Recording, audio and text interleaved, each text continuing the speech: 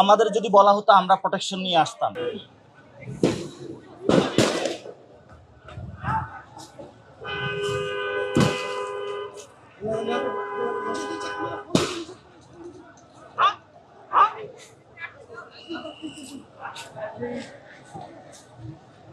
দেখছেন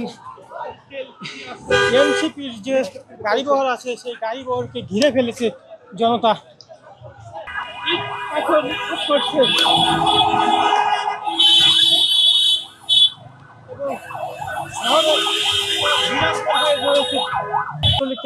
ধরেছে।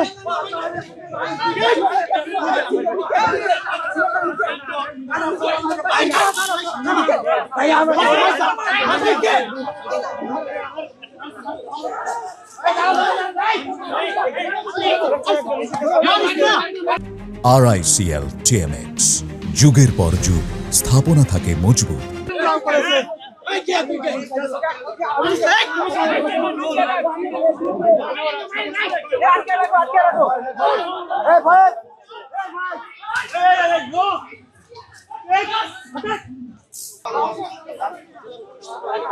দেখছেন এখানে আমরা পুলিশের ভূমিকা একদম নীরব দেখেছি।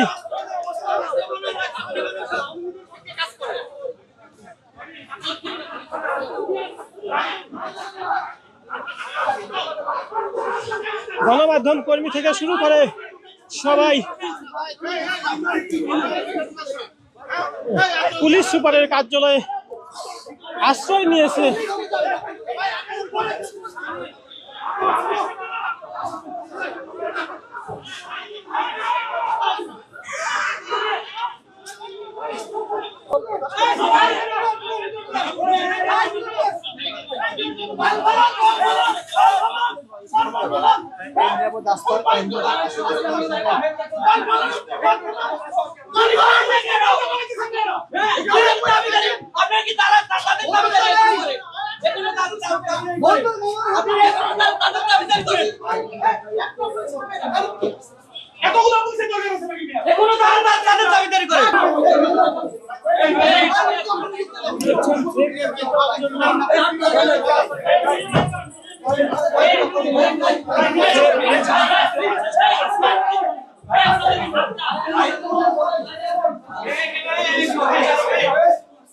আসছিলাম, আমাদের নাহিদ ভাই ঘোষণা করেছে যে আমরা যুদ্ধের আহ্বান নিয়ে আসি নাই, আমরা আসছি গোপালগঞ্জ করতে, বাংলাদেশ করতে। কিন্তু আমাদের উপর যে নির্মমভাবে হামলা হচ্ছে, আওয়ামী লীগ সন্ত্রাসীরা সরাসরি গুলি ছুটছে। আমরা চাচ্ছি বাংলাদেশের জনগণ গত বছর জুলাই বিপ্লবে যেভাবে রাস্তায় নেমে এসেছিল, আমরা আহ্বান করি আপনারা আবারও রাজপথে এবং গোপালগঞ্জে নেমে আসুন, নেমে পড়ুন, ছাত্র জনতার পাশে থাকুন। সকালবেলা থেকে আসতেছিলাম, এখানে যারা সমাবেশে ছিল তাদের উপরে হামলা হয়েছে। তারপরে আমরা সব বাধা বিপত্তি এড়িয়ে এখানে এসেছি। আমরা সমাবেশে বক্তব্য রেখেছি। বক্তব্যের শেষ পর্যায়ে আমরা যখন রওনা দিলাম তখন গ্রাম থেকে সব আওয়ামী লীগের যুবলীগ এবং সারা বাংলাদেশের যারা আওয়ামী লীগ যুবলীগ আছে তারা এখানে আশ্রয় নিয়েছে।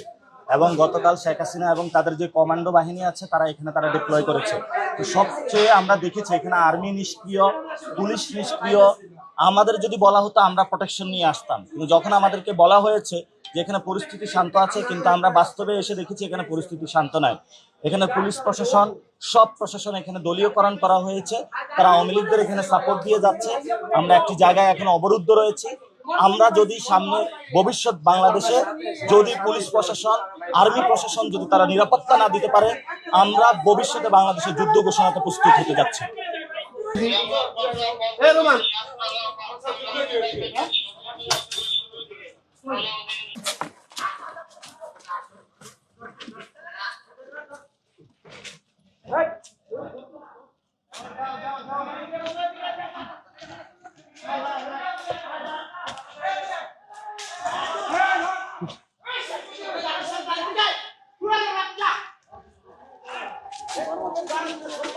দেখছেন গণমাধ্যম কর্মীর বেশ খুশি হয়েছে।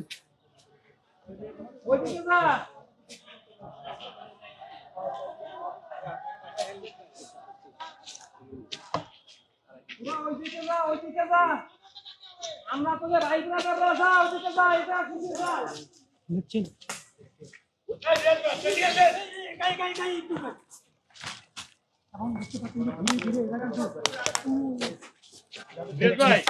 গণমাধ্যমকে লক্ষ্য করে তারা ইট পাটকেল মারছে।